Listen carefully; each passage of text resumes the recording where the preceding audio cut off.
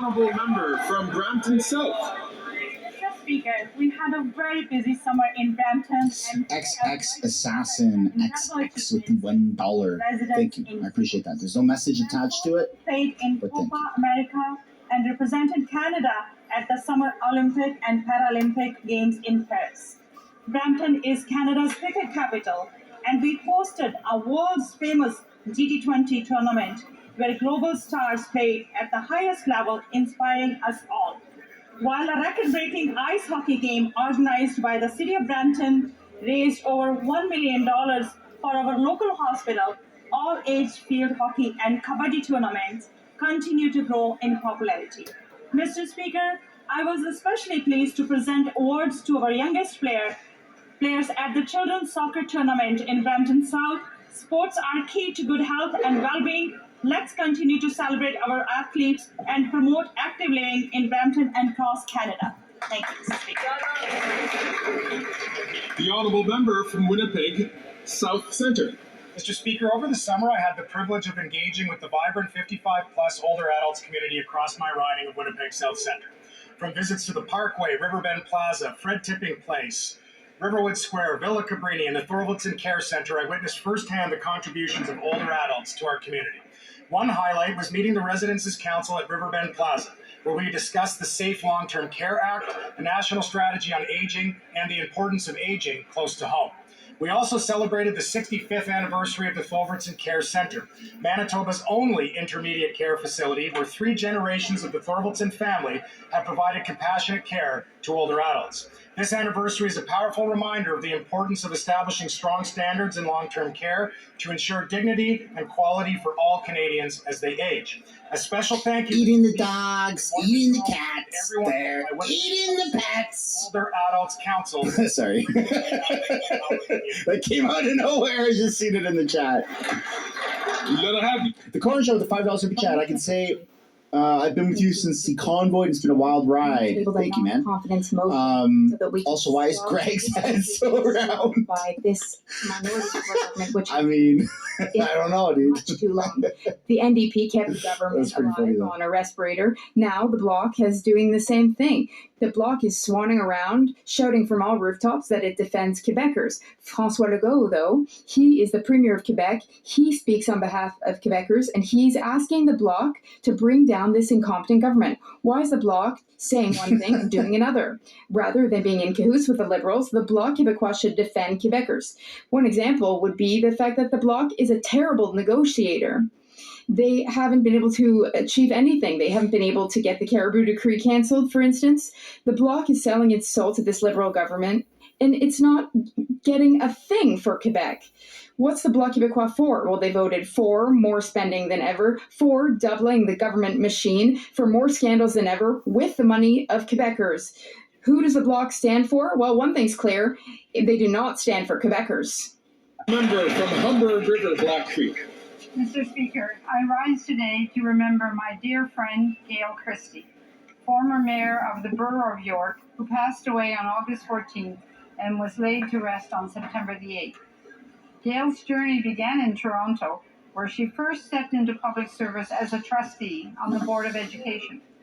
Her dedication propelled her to become the alderman and ultimately the mayor of York from 1978 to 1982. Representing her community on Metro Toronto Council. Gail's legacy is a testament to the power of perseverance and passion. As a mother and a woman that is active in politics, she inspired countless others to break barriers and pursue their dreams in leadership roles, myself included.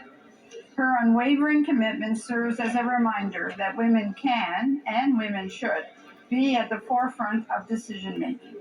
As we reflect on her contributions, let us honor Gail's memory by continuing her fight for equality and for communities.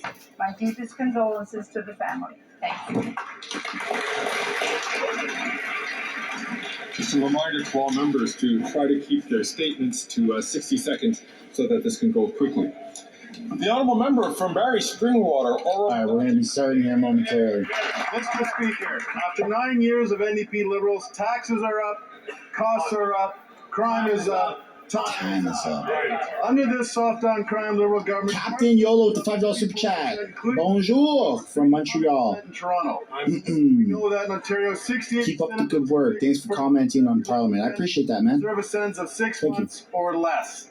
Just recently, we learned that Ontario's carjacking task force made 124 arrests between September 2023 and March 2024. Shockingly, nearly half of the people arrested by this task force were out on bail at the time of their arrest, and 61% of those offenders were subsequently released on bail yet again. This crime wave is a direct result of this government's soft on crime, catch release policies, which repealed mandatory minimum sentences and made bail more accessible to criminals. Tomorrow, on behalf of all Canadians, there's a chance to bring down this costly government and stop the crime. Will the NDP Liberal government let Canadians decide in a carbon tax election? The honourable member from Mission, Mascouche, Fraser Canyon.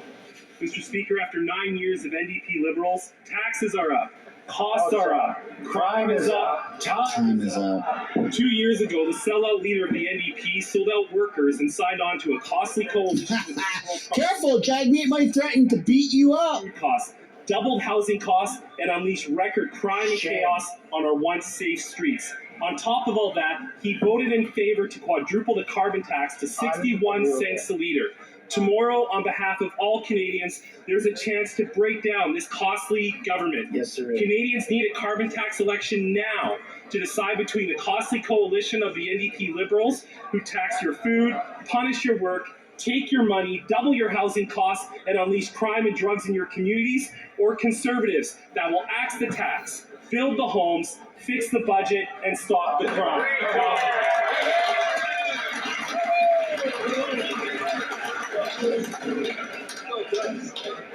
The honourable member from Sherbrooke. L'honorable député de Sherbrooke. The Honourable Member for Sherbrooke.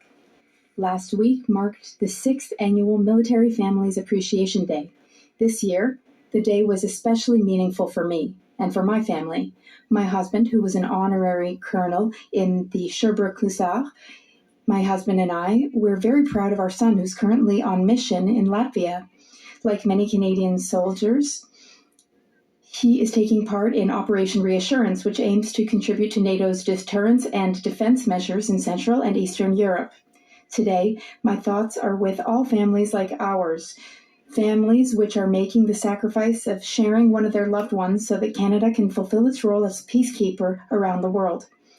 As we know, All right, folks, as we approach question period here, in different regions of the world, I'm not going to be addressing any super chats or channel members until contribution. after Let's be proud of the members of our the military. main stuff of question Let's period also has be occurred. proud of their I families appreciate who provide son of them a with unwavering support. bitch.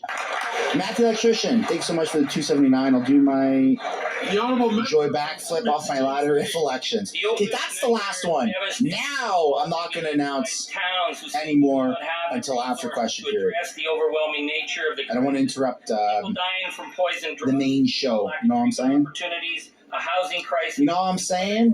gangs who are making Got a degree from Now I'm Saying University. You know what I'm saying? Simmons recently held the first ever municipal summit on addressing the opioid crisis. The message is clear: municipalities can't do this on their own.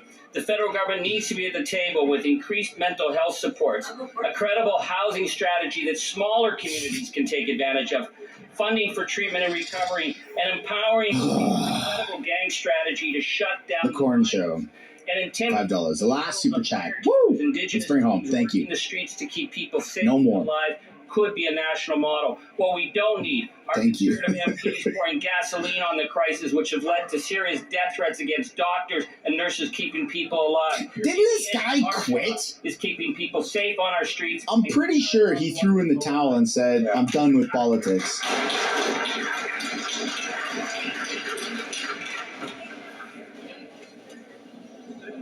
We're about to begin. L'honorable.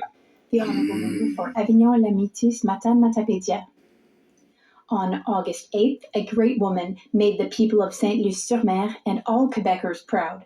Maude Charon won the silver medal in the 59-kilogram class at the Paris Olympic Games after lifting a total of 236 kilograms.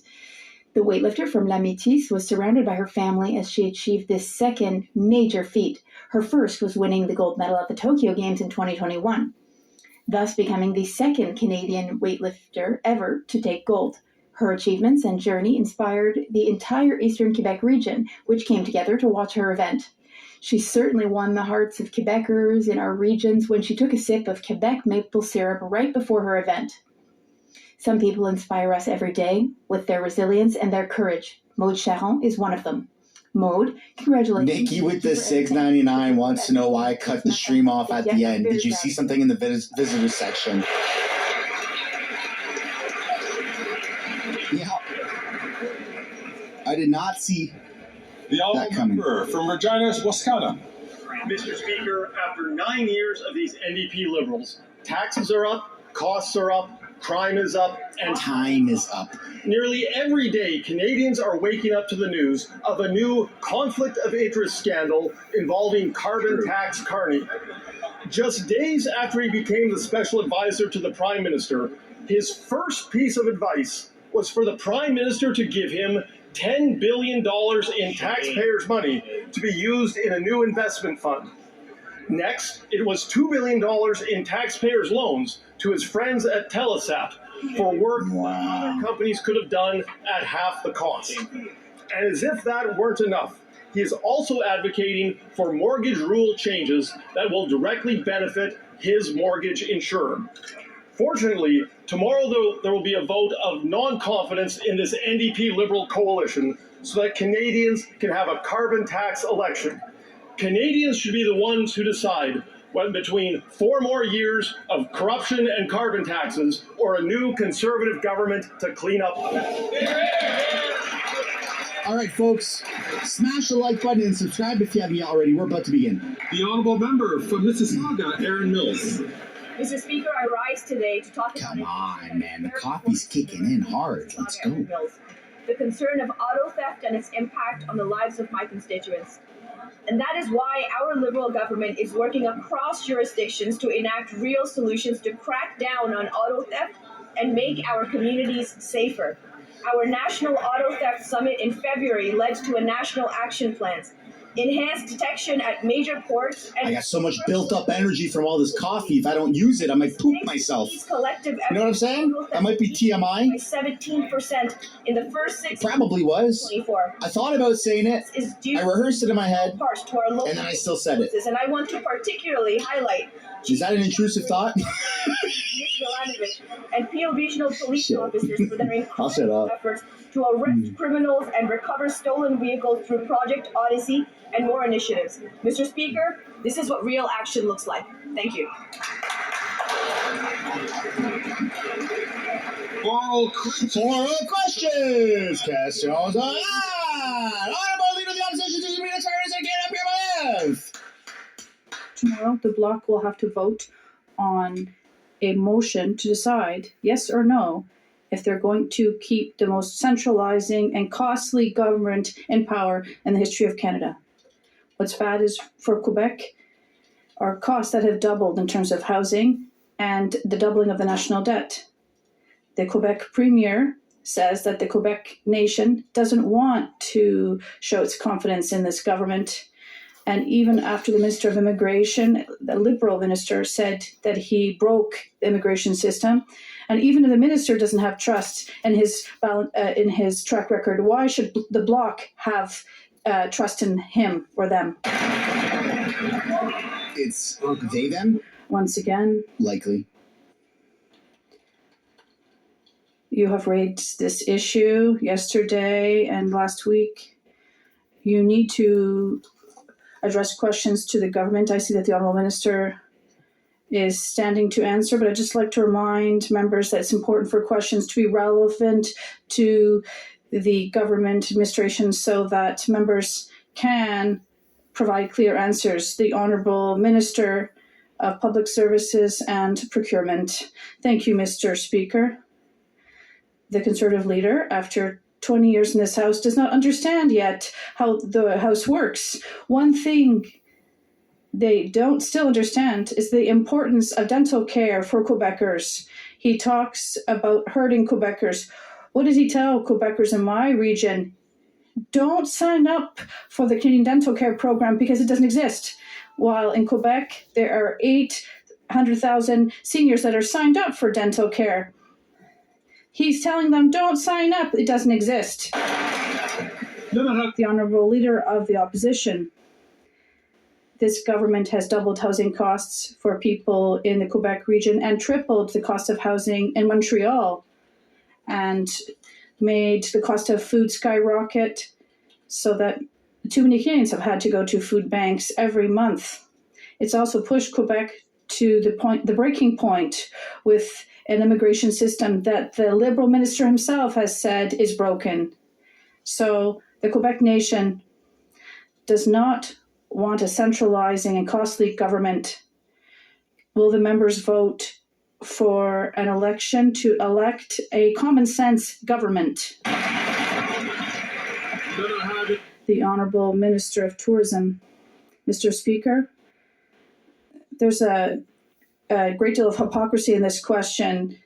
They're worried about people's lives, they say, but the Conservative leader isn't able to say clearly what his hidden agenda is.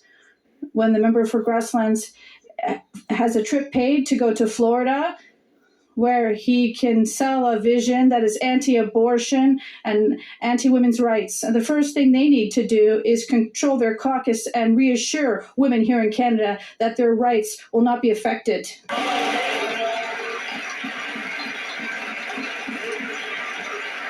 The Honourable Leader of the Opposition. 9 years of the NDP Liberals. Costs are up, taxes up, crime's up. Time's up.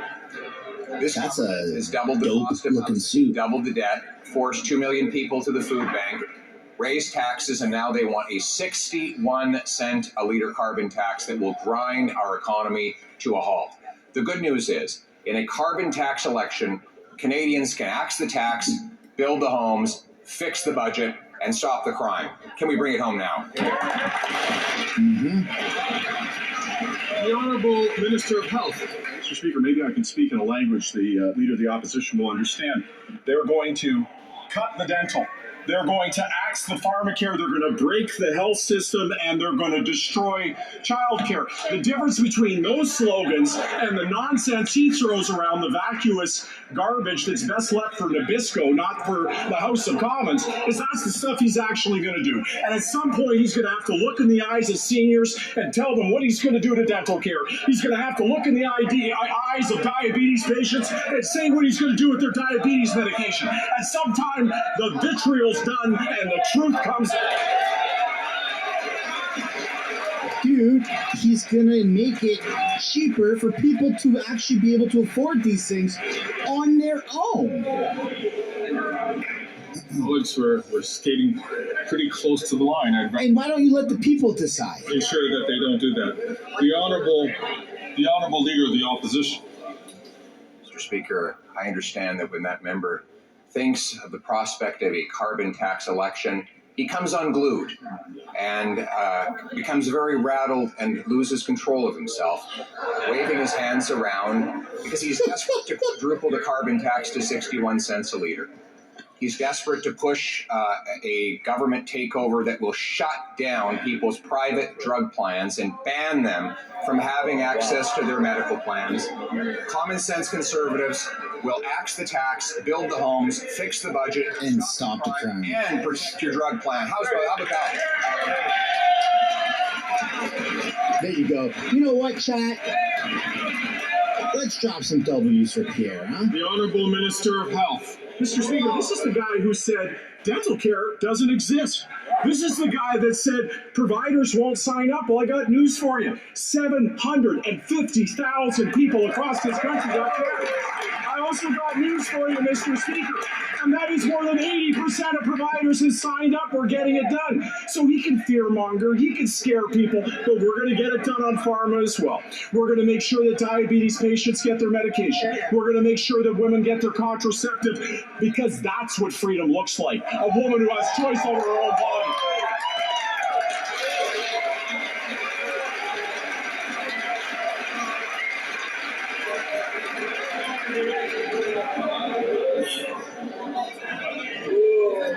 I'd like to remind all ministers, all members, that questions should be asked and answers should be directed through the chair. And I'm going to again ask members to make sure we don't skate too close to the line. Come the Honourable on, Leader dude. of the Opposition. What his plan does is quadruple the carbon tax to 61 cents a litre and imposes a single payer that bans women from using their existing private plans to get contraceptives or any other form of medication. That's what a single payer means. And that is not what freedom looks like, Mr. Speaker. What he actually wants to do is quadruple the carbon tax, which will grind our economy to a halt. It will be a nuclear winter for our economy. Why don't we allow Canadians to vote in a carbon tax election to decide if they're ready to axe the tax, build the homes, fix the budget, and stop the crime? And stop the crime.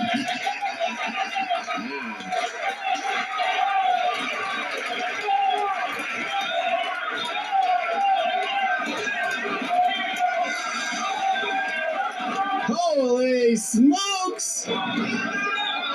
Don't mute the mic, bro. Don't make me start a petition. Order.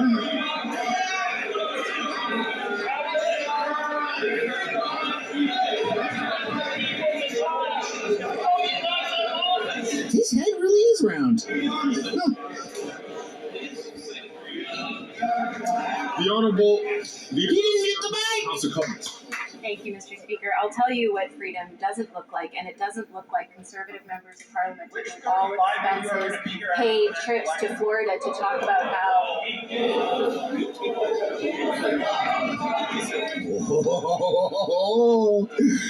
The Honourable Member from Leeds, Grenville, Thousand Islands, Vita Lakes, I'd appreciate if you would, when he has his turn, and I know that he'll have his turn to ask questions, would refrain from speaking out of turn.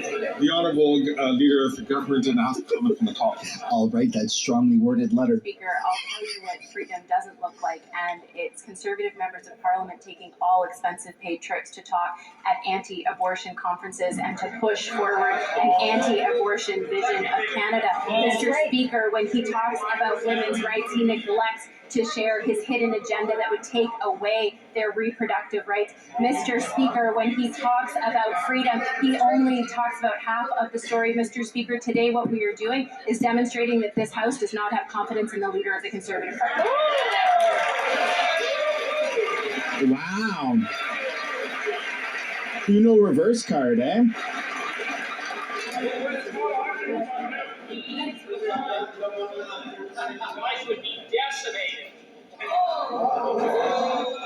You guys would be decimated. He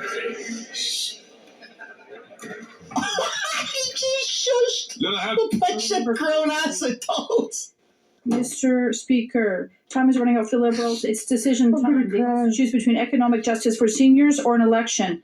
Oh, that shit is so funny. And to the two classes of seniors they've created by depriving those aged under 74. Honestly, folks, of 10% of OAS granted to the oldest. Or kudos to Fergus people hoping for not muting the mic. I'll give credit where credit's due. He didn't mute the mic. He shushed a room full of grown-ass adults representing our country. Oh my God, I got tears coming out of my eyes. Mr. Speaker. Oh, that's freaking funny. Unlike the Bloc Québécois, is the Liberal Party of Canada Holy crap, that's that funny. works for seniors and has done so for recent years by increasing the GIS by $1,000, helping more than 1 million seniors in Canada. We increased 30% the gains from the GIS so that those who work can keep a larger portion of what they earn. The Bloc voted against that, Mr. Speaker. The Honourable Member for La Prairie. Seniors deserve better than partisanship. It's distressing to hear that the Liberals descend into partisanship when we talk to them about the standard of living of retirees. We're talking about seniors who have worked hard for decades to earn a good retirement. They deserve answers. Seniors are listening to us, so we're going to repeat this. Are the Liberals going to improve OAS for people under 74? Yes or no? The Honourable Minister of Employment. Mr. Speaker, I'll repeat this once again for my friend and his party, Quebecers. seniors in Quebec have the right to wake up this morning and wonder, what's happened to them? They've always voted against seniors. The Bloc has always voted against our plans to enhance the lives, particularly of seniors, of the most vulnerable people in Canada. And recently they voted against the dental care plan for Quebec seniors. Shame on them, Mr. Speaker. The honourable member from Burnaby South. The Liberals are too weak to stand up to Doug Ford, so some patients are leaving surgeries with thousands of dollars of bills. The Liberals are too weak to stand up to Danielle Smith. And so people in our province are forced to see a doctor. See, that's what Conservatives do. They cut and gut healthcare so their big business buddies can use that to rip off Canadians even more. Why is the Liberal government letting Conservatives privatize our healthcare system? The Honourable Minister of Health. Well, Mr. Speaker, if you're going to be talking about being too weak, 2 days after the NDP leader got a letter from the leader of the Conservative opposition saying to back out of standing up for pharmacare and standing up for improvements in the healthcare system, he ran away. And if he ran away from that, how is he going to stand up for Canadians, is what I would ask, Mr. Speaker. And I would say that we had a chance. We were working well together. We got things done on dental. 750,000 people, over 80% of providers. We were working well together on pharmacare. If he has ideas, he knows we were all ears. But he's all about politics, Mr. Speaker. He's all about trying to divide. He's got a southern accent. He's all about politics, Mr. Speaker. Or am I making that up? I heard a little twang on there. Colleagues.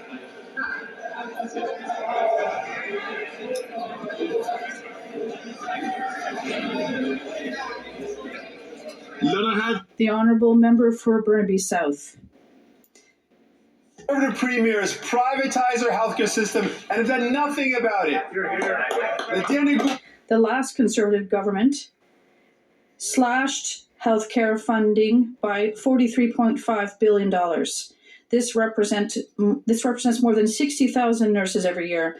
But now the Conservative premiers like François Legault are privatizing our healthcare system, and the Liberals are doing nothing about it. Why are the Liberals doing nothing to protect people and Canadian healthcare legislation? The Honourable Minister of Health. I get frustrated because there is an existential crisis facing our health system, and it is represented in the person of the Conservative leader, whose cuts and approach to healthcare to destroy pharmacare, to attack dental care, to undermine the deals that we've signed with provinces and territories, greatly menace this thing that we treasure, public health. And the investments that we made, they must continue. The progress we made must continue. That's why I urge parliamentarians to stand up against what the Conservatives would do to this health system and work collaboratively to make sure that we get the care that every Canadian deserves. The Honourable Member from Thornhill. After 9 years of this Liberal NDP government, we know that they are just not worth the cost, and the evidence is everywhere you look. In Ontario, for the first time ever, over 1 million people visited a food bank in just 1 year. That's thanks to the radical Liberal NDP carbon tax. Ontario families say they just can't keep up with the mountain of debt and the taxes that this Prime Minister has poured all over them. So why won't this government call a carbon tax election and let Canadians decide?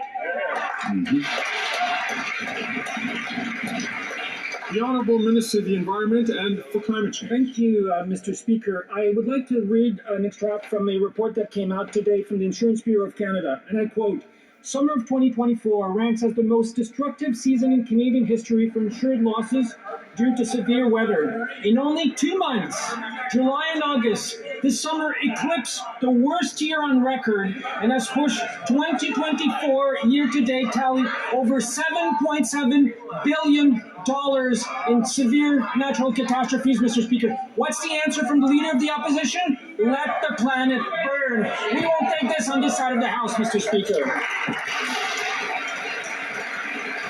Another member from St. Albert, Edmonton, St. Albert would like to pose this question, but I'll ask him to wait his turn before taking the floor. The Honourable Member from Thornhill.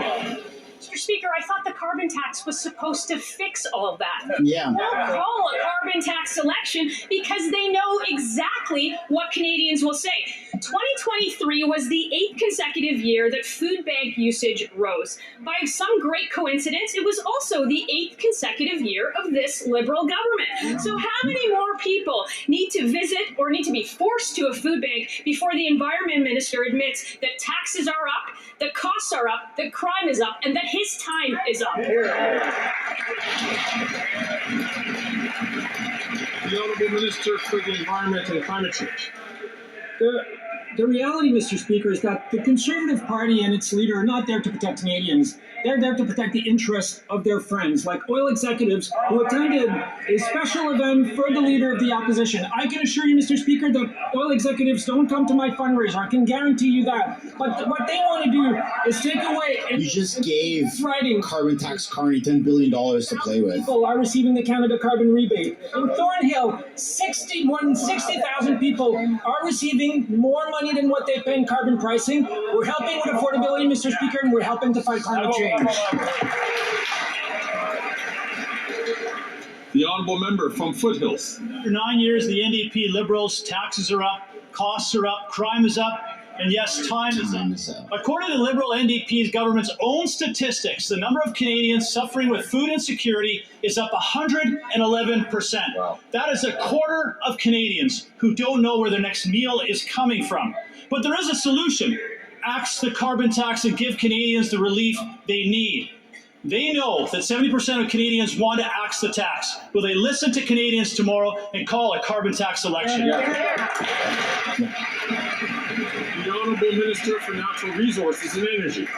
Thank you, Mr. Speaker. It would be great in this House if the official opposition actually worked with facts. The vast majority of Canadians get more money back. We have a climate plan that is actually working, fighting the existential threat of climate change, but it is also creating economic opportunity and prosperity for the future. We have seen over 100 clean growth projects, $60 billion of investment. It's the $12 billion Dow invested in Fort Saskatchewan, Alberta. It's the Jansen Potash Mine. It's the Soyona Lithium plant in Quebec. It is a plan that is working. They have no plan for the future on the environment and no plan on the economy. Wait, didn't a lithium factory just like blow up yesterday or this morning in Montreal? Here's what their plan is doing. The Liberal NDP carbon tax is driving up costs on farmers, on truckers, on food manufacturers, and prices at the grocery store, and Canadians can't afford to put food on the table. According to Food Banks Alberta, use is up 73%. And 40% of those are children. Meanwhile, the Liberal NDP government say, hey, Canadians have never had it so good. While food banks are struggling just to meet demand. If the Liberal NDP government thinks that their carbon tax is so great, will they call a carbon tax election tomorrow and let Canadians decide?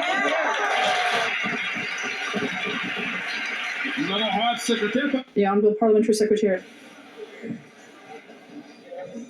Yeah, like a massive lithium battery fire at the Port of Montreal. We know that children... How did he not even mention that? Food insecurity during tough times. So we've set up a school food program that will allow us to port. feed... Yeah, but how do I know about that?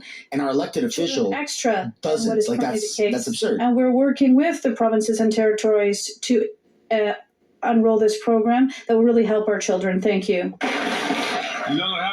The Honourable Member from Mégantic-L'Érable. The Liberal government is a bad one for Quebec. After 9 years, the Bloc Liberal coalition doubled the cost of housing, has created the worst inflation for the past 40 years, forced students to live in their parents' basements, made Quebec at the breaking point for immigration, and they voted for $500 billion in inflationary spending. Can the Prime Minister and his Quebec lieutenant allow Quebecers to choose a common sense government during an election? The Honourable Deputy Prime Minister, Minister of Finance. Mr. Speaker. I'm so happy to answer this question about inflation because the good news is that inflation is down to 2%. And throughout this year, it has been in the target range of the Bank of Canada. Because of this, the Bank of Canada has started lowering its key rate. This is the good news for Canadians. The only thing that the Conservatives are offering is their hidden agenda of austerity. They want to cut, cut, cut. The honourable member for Mégontic-L'Érable. Cut tax, cut the inflation, cut grocery prices. That's what we're going to cut, Mr. Speaker. The Liberal Bloc coalition have a different idea than what they're saying today. Talking about the Prime Minister, this is what the Bloc leader said. I think he has his hand in Quebecers' pockets. He wants to be able to spend, and he's running up a terrible deficit that Quebecers will have to pay and pay for quite some time. Why are they allowing the Prime Minister to have his hands in Quebecers' pockets? Can they allow Quebecers to choose their own government, common sense government? The Honourable Minister. Mr. Speaker, I trust Quebecers. They understand that they don't have common sense. And we have been a government that has been there for Quebecers. Exemplary investment, for example, in aerospace, and record investment in aluminum, and investments in the automotive sector and in the digital sector. We are creating jobs. We're fighting to also build industry for tomorrow and to build the Quebec of tomorrow and the Canada of tomorrow. That's what Quebecers expect of us. The honourable member for Lac-Saint-Jean. Mr. Speaker, all this fuss and for what? For a year now, Quebec has been demanding a fair distribution of asylum seekers amongst the provinces.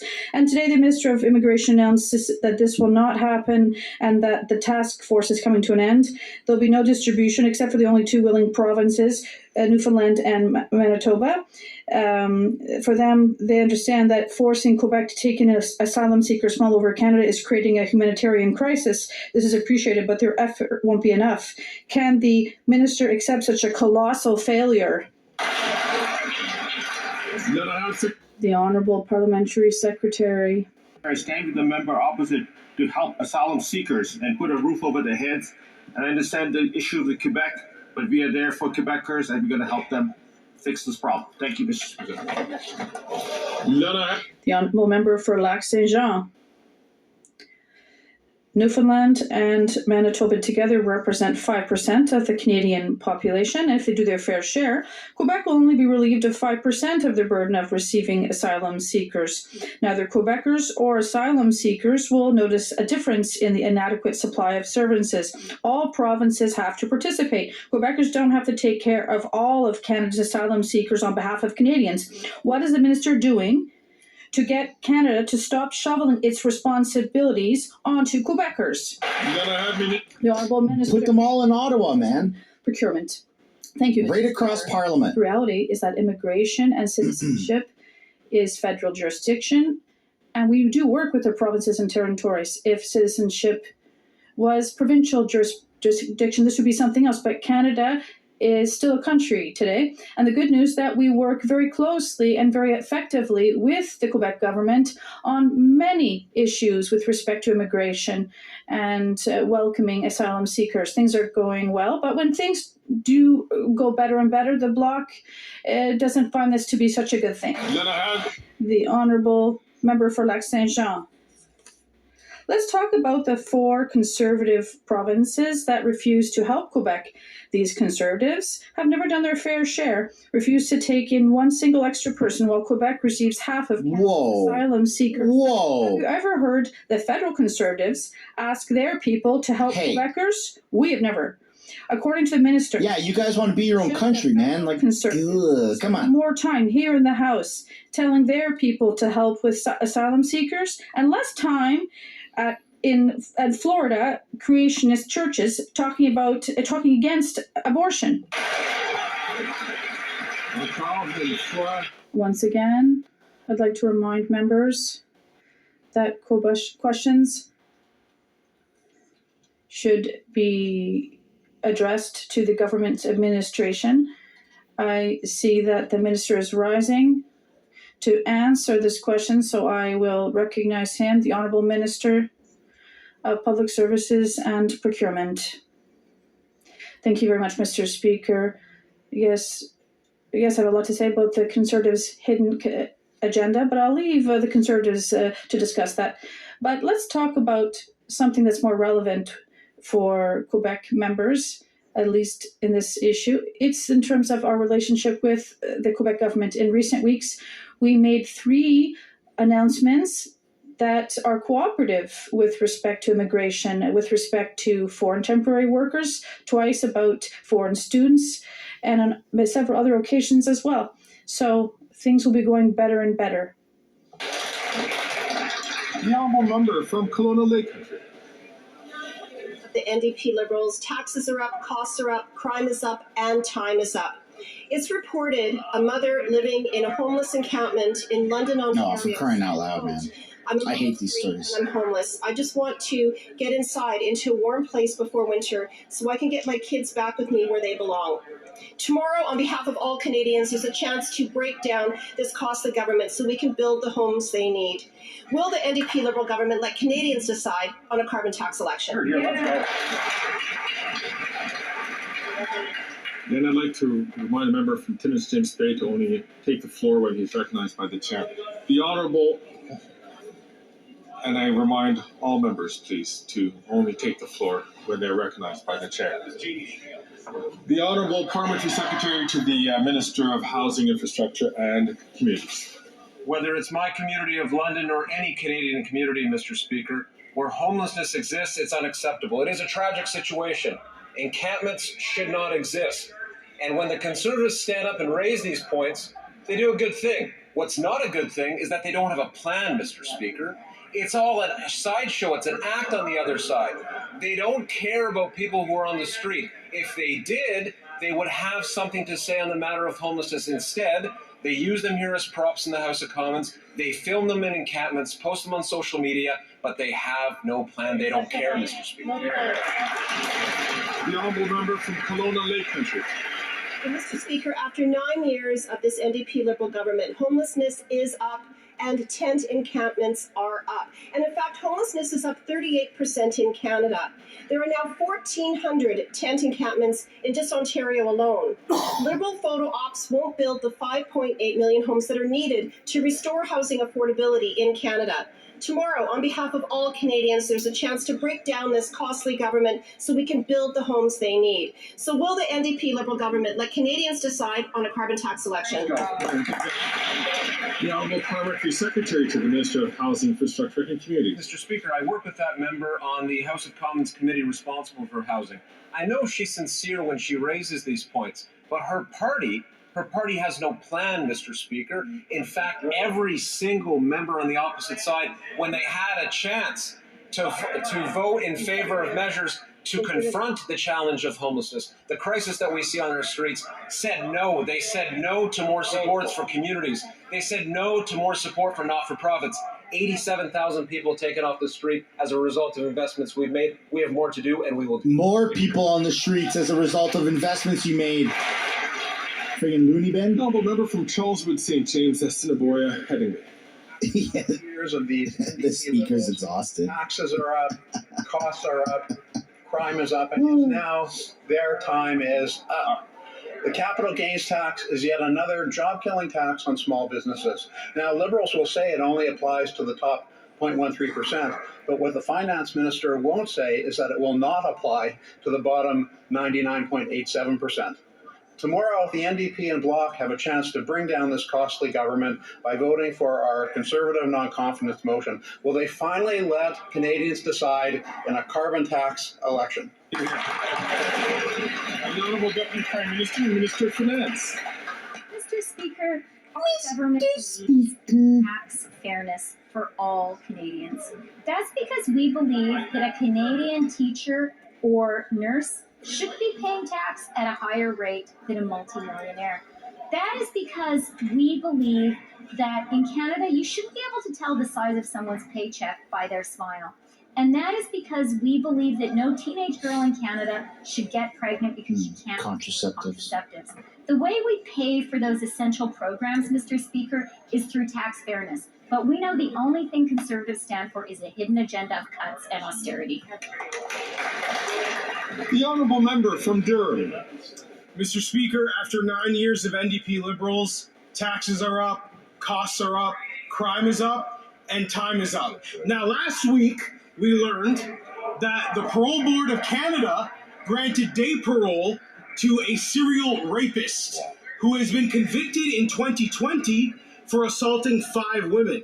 And that parole board, Mr. Speaker, is appointed by this Liberal government. The chair of the board answers to the Liberal public safety minister. So when will the NDP Liberals start locking up violent repeat offenders? The Honourable Parliamentary Secretary to the Minister of Public Safety. Thank you, Mr. Speaker. The member opposite knows well that the parole board makes independent decisions of government. But, Mr. Speaker, what's sad is that the Conservatives would rather politicize the independence of our judicial system to create fear and fearmonger for their own political gain. Mr. Speaker, they want to undermine our democratic institutions for political gain. All Canadians should be very concerned about the Conservatives and their plans and their cuts in our criminal justice system.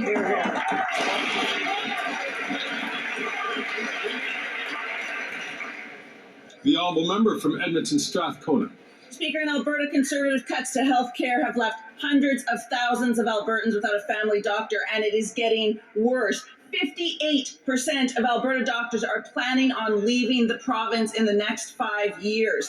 The Conservative plan to privatize... Hell, man, you got millions of people that want to leave Canada in the next 5 years. Between the care they need or having to pay out of pocket. Albertans are Canadians too, and the Canada Health Act is supposed to protect all Canadians. Why do the Liberals sit back while Daniel Smith cuts health care for Canadians? The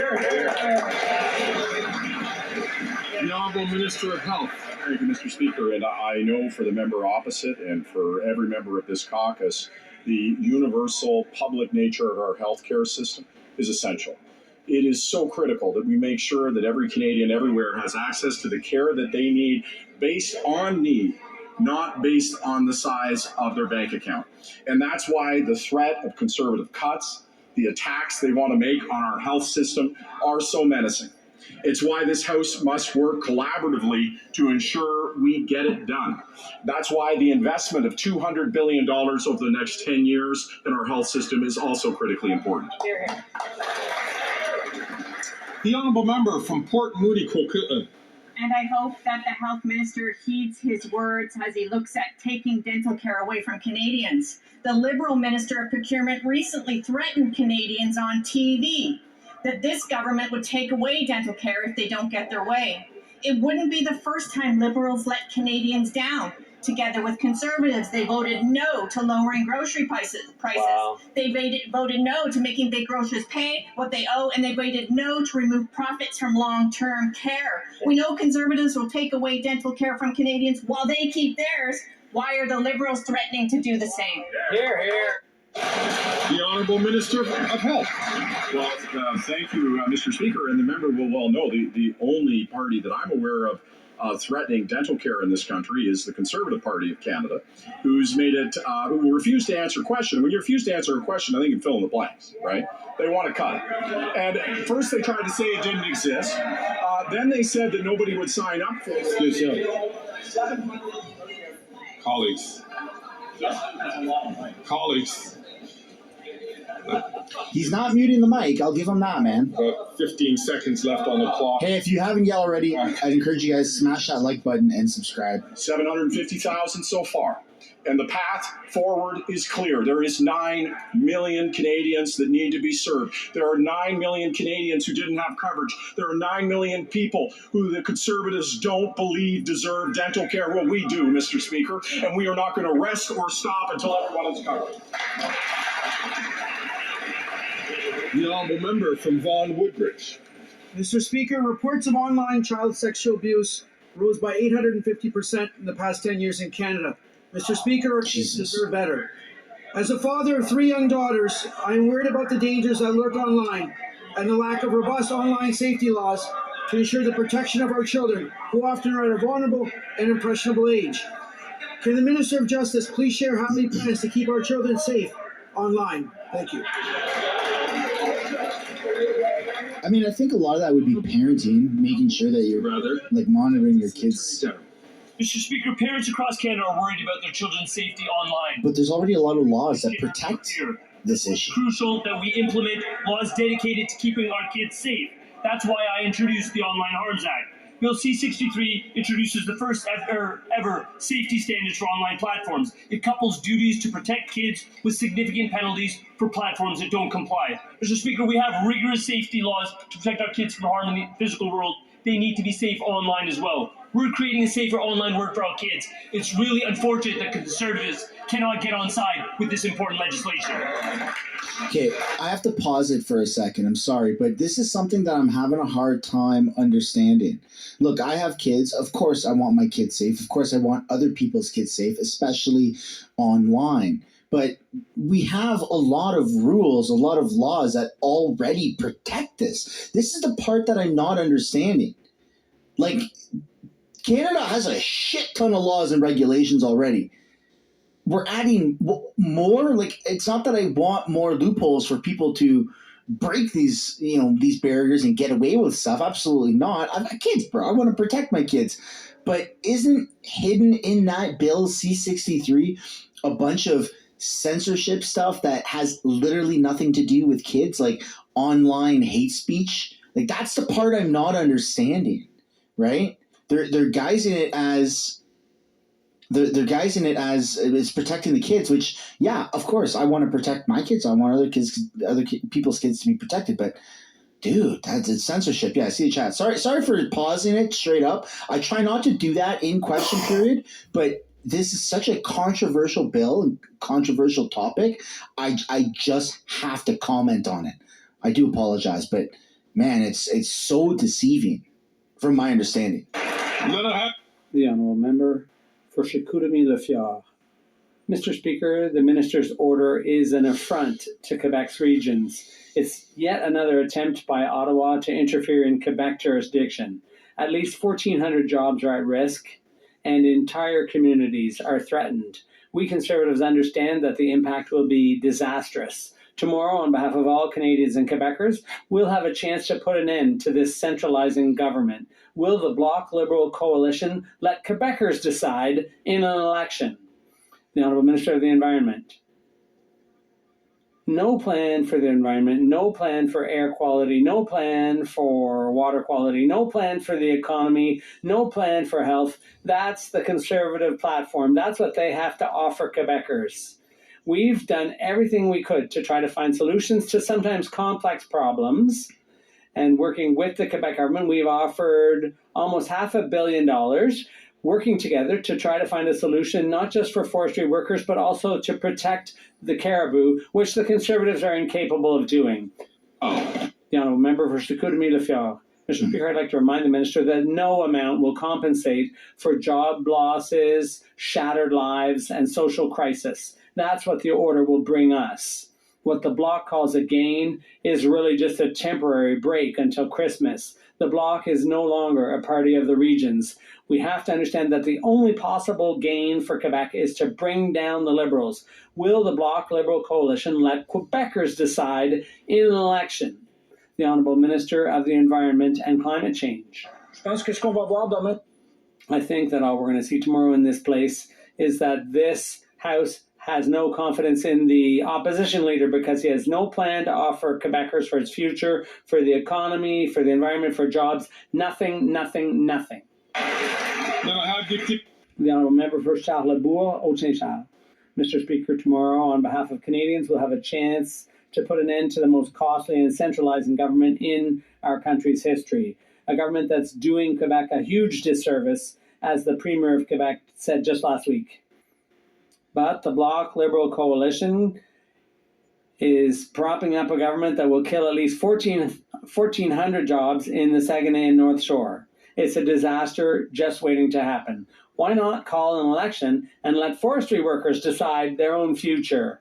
Yeah. Minister of the Environment and Climate Change. People in suits and ties making rules and regulations for and my colleague that there have been forestry workers, like 15 in Canada, where the question of the environment qualifications for doing so. Debate and discussion among Canadians, and we won all 3 elections. Maybe they're not happy about that, Mr. Speaker, but what we're going to see tomorrow in this place is that the House does not have confidence in the Conservative Party or the opposition leader, because all they want to do is protect their friends and not the public, whether it's the economy, the environment, or jobs. They have nothing to offer.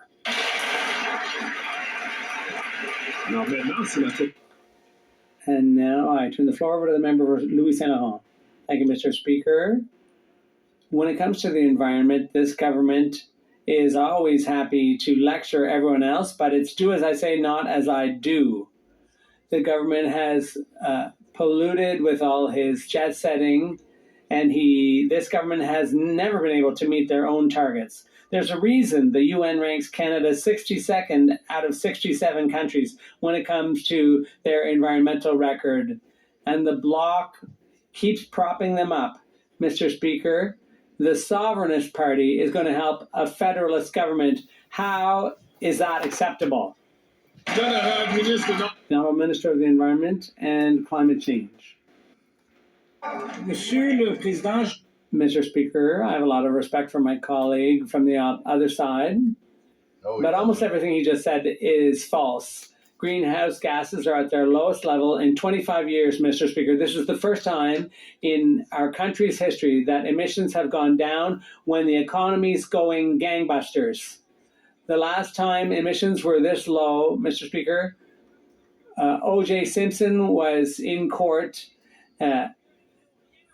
So they have nothing to offer on climate change, nothing to do about inflation, when that cost to Canadians $7 billion this summer.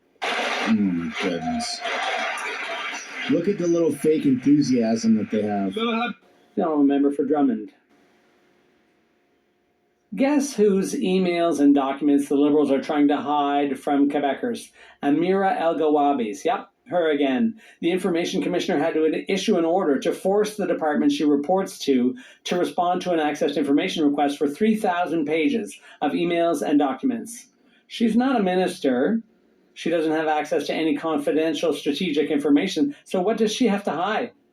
Why are the Liberals so afraid to release her emails and documents to the public? The Honourable Minister of Public Services and Procurement. Thank you, Mr. Speaker.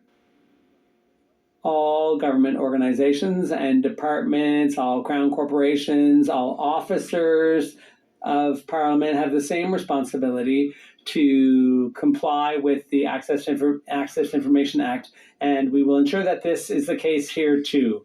The Honourable Member for Drummond. Well, we're not getting much from the minister's answer, and we're not really expecting anything earth-shattering in Ms. El-Gawabi's emails. Why are the Liberals refusing to make them public? At best, we'll find out what she's writing and who she's writing to. Maybe we'll find out which groups she consults. Maybe we'll find out what she really thinks about a couple of other things. We obviously don't expect it to be very eye-opening. Frankly, if the Liberals are so afraid of the public knowing what she's writing and who she's talking to, why wait for it to come out in the papers? Why not fire her right now and then scrap her position? The Honourable Minister for Diversity, Inclusion and Youth. Mr. Speaker, we are absolutely committed to an open and transparent government. The request will be released ahead of the extension, given the Information Commissioner. Thank you. The Honourable Member from Bay of Quinte. Mr. Speaker, after 9 years, costs are up, taxes are up, crime is up, time is up, and now tariffs are up. The U.S. softwood lumber tariffs have just doubled. And what does this Prime Minister do? Does he make trade headlines? Yeah, they talked about that on the Colbert interview. Punchlines on late night TV where he called the softwood lumber issue a small issue that matters. A small issue that matters, Mr. Speaker. It's 400,000 jobs. When is this Prime Minister going to figure out that he's the punchline and that it's time for a Prime Minister who will make this a large issue that matters for all Canadians, their jobs and their paychecks? 400,000 people lost their jobs. Hey, Trudeau goes, we're working on it. Well, Mr. Speaker, I'm really glad that the member opposite yesterday saw the Prime Minister's appearance on Stephen Colbert, because especially since we know that they get their news from Tucker Carlson. Canadians who watched last night's interview will know what all Canadians know, that this government stands up for our workers. We stand up for our forestry sector. We will continue to do this for Canadians and for our workers. The forestry sector contributes enormous jobs to this country, and we'll keep doing that work. The honourable member from Bay of Quinte. The takeaway from that interview was the fact that Justin Trudeau is freaking delusional. Now, he took some shots at Pierre Poilievre without directly saying his name. Basically, was extremely condescending to Canadians, Canadian democracy, or what's left of it. He's an absolute joke. He's a joke. Well, Mr. Speaker, lame excuses are also up. The last Prime Minister solved the softwood lumber deal in 80 days. It's been 9 years. And you know why? The last Prime Minister didn't back down. This Prime Minister backs down to Biden, to Obama, to Trump, and the result has been increased unemployment and the risk of another 400,000 jobs in the forestry sector. When this Prime Minister said Canada's back, he meant backed down. Right. Isn't it time for our Prime Minister who will stand up to Canadians once again?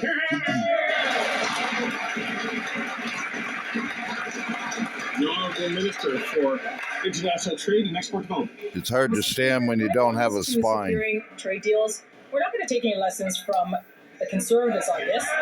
The Conservative Party wants us to ignore the environment. They want us to ignore workers. They want us to sign bad trade deals. You'll remember that in this House that they wanted us to capitulate on CUSMA. We didn't do that. They cheered on Brexit. We didn't do that. And they abandoned Ukrainians when they needed the most and when we negotiate free trade agreements. On this side of the House, we negotiate good deals, not just any deals, and we won't capitulate. Thank you, Mr. Speaker. The honourable member from South Shore St. Margaret's is a person who's been on the Hill for a long time. I please ask for his indulgence. The honourable member from Prince George Peace River, Northern Rockies. After 9 years of the NDP Liberals, taxes are up, costs are up, crime's up, and their time is up. The Prime Minister was on a U.S. talk show last night and dismissed his failures on softwood lumber as a small issue. Yeah. This weeks after the U.S. slapped Canada with a 14.5% tariff on softwood lumber.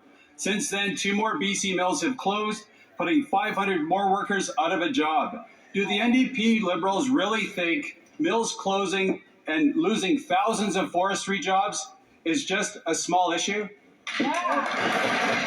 The Honourable Minister for International Trade and Export Promotion. Let me begin by thanking the softwood lumber industry and their workers for the tremendous contribution they make to the Canadian economy. You heard the Prime Minister say this. We are talking about this. This long-term dispute doesn't help anybody, and it particularly doesn't help us build affordable homes.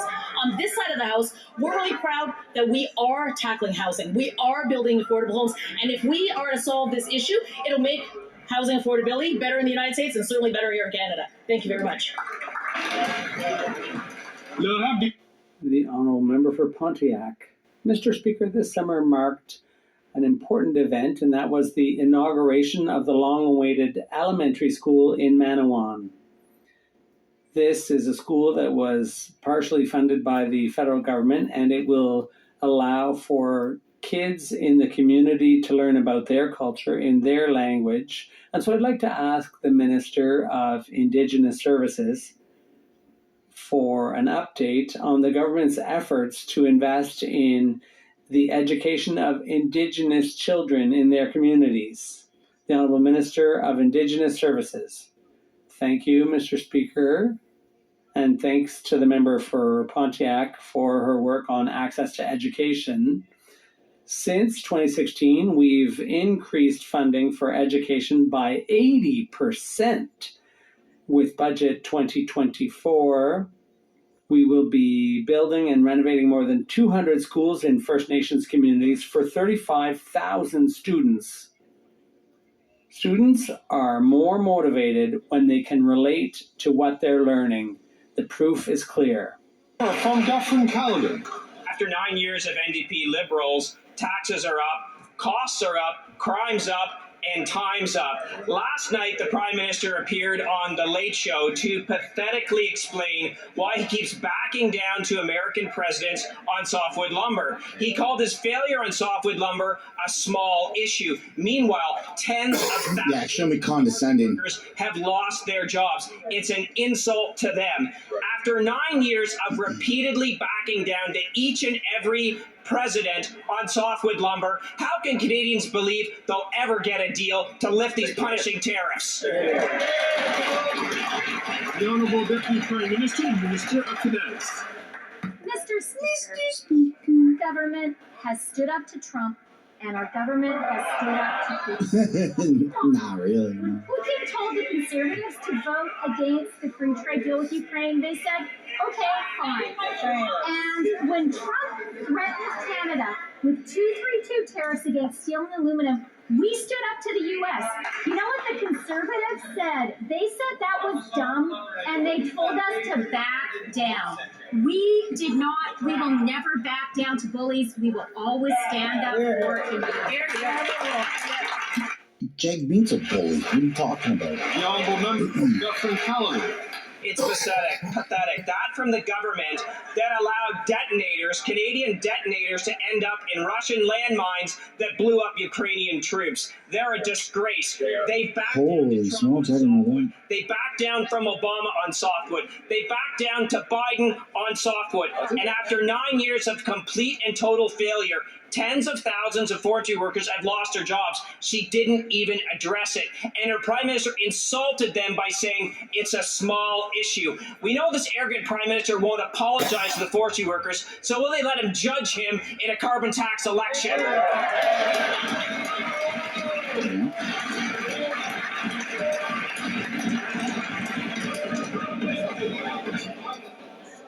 Once again, members, I invite them to be very prudent and judicious in their choice of words. The Honourable Deputy Prime Minister and Minister of Finance. Mr. Speaker, when our country faced an existential economic challenge, the threat that our free trade agreement with the United States would be torn up, our government stood up to the U.S. and the Conservatives ran scared. They told us to back down. When the U.S. imposed illegal 232 tariffs on our steel and aluminum, we stood up for Canadians. We imposed countervailing tariffs. The Conservatives told us to back down. Canadians remember that. We will never back down. We stand up for. The Honourable Member from Prince Albert.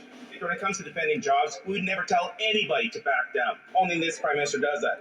After 9 years of this NDP Liberal government, taxes are up, costs are up, crime is up, their time is up.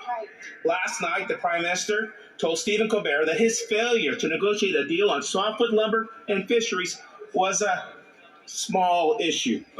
Seriously, there's been over $9 billion that Canadian companies have paid to the U.S. in tariffs. There's 800,000 direct and indirect jobs on the line. The forestry sector is in a crisis. Yet this Prime Minister has backed down time and time again to 3 different presidents. Why does this Prime Minister show much disdain to Canadian? The Honourable. Yeah, man, he doesn't care about Canadians. The House of Commons. Mr. Speaker, there's only one party in this House that shows disdain to Canadian workers, and it's the Conservative That's Party right. of Canada.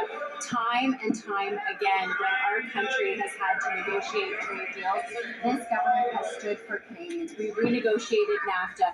We stood up against the U.S. steel and aluminum tariffs, and we will continue to stand up for Canadian workers in all sectors, including the forestry sector. But, Mr. Speaker, what is up is time for them to stop playing political games and to get down to the serious business of governing this country. That's what Canadians expect. It's time for them to grow up. Yeah, that's funny. From Charlottetown. Mr. Speaker, 2 years ago today, our region braced as Hurricane Fiona made landfall. In the aftermath, we learned that this vicious storm had destroyed homes, reshaped our coastlines, and most tragically, had taken lives. The resilience of islanders and all Atlantic Canadians became apparent afterwards as we all came together as neighbours to support each other. On this somber anniversary, I'd like to ask the Minister what ACOA has done to support our region to rebuild, recover, and thrive in the wake of this deadly disaster. The Honourable Minister. Mr. Speaker, I want to thank my colleague because when his community was hurting, he was there to help, and our government was also there to help our region get back on its feet. Through the Hurricane Fiona Recovery Fund, ACOA delivered over $300 million to support shellfish producers and farmers, and we rebuilt small craft harbors. We repaired damage in our national parks, and we set up comfort centers for communities to be ready for that next climate event. We will always step up and have each other's back, Mr. Speaker. It was 2 years ago, and it's still true today. We are stronger than the storm.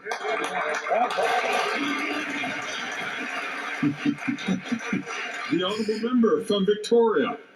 Mr. Speaker, today the Minister of Environment called out the Conservatives for holding a fundraiser with oil and gas executives, which would be great, except that the Liberals over the past year have met with oil and gas lobbyists 5 times. Oh, shit! It's no Called out. Continue to water down key climate policies and hand out billions in subsidies.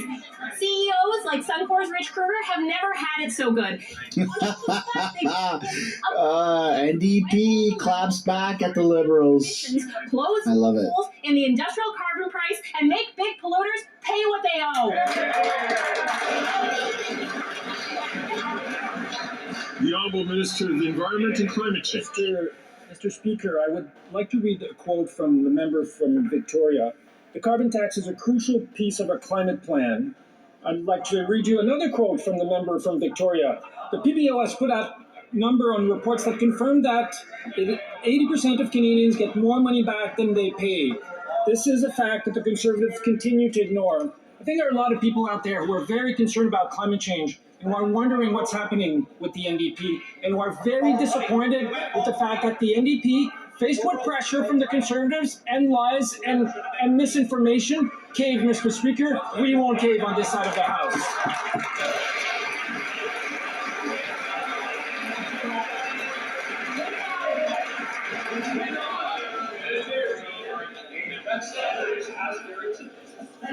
Ask Garrettson.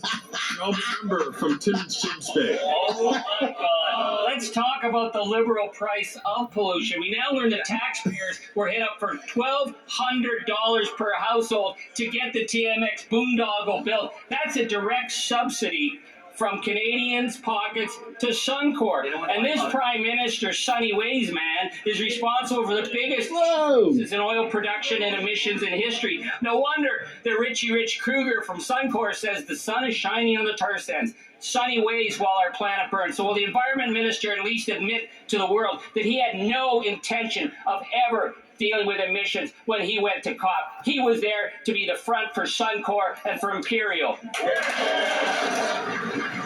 Wow. The Honourable Minister for Natural Resources and Energy. Thank you, Mr. Speaker. I would say on this side of the House we've seen it.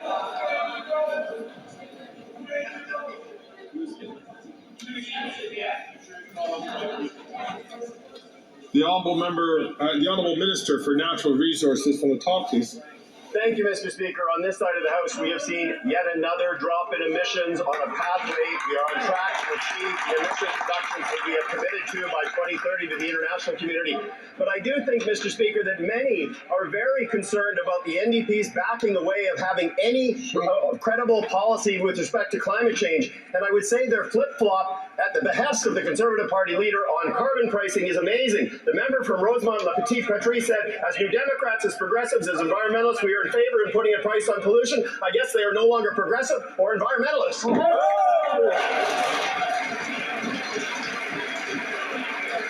Colleagues, it being 3:19, the House will now proceed to the taking of the deferred recorded division on the motion to concur in the 18th report of the Standing Committee on Agriculture and Agri-Food.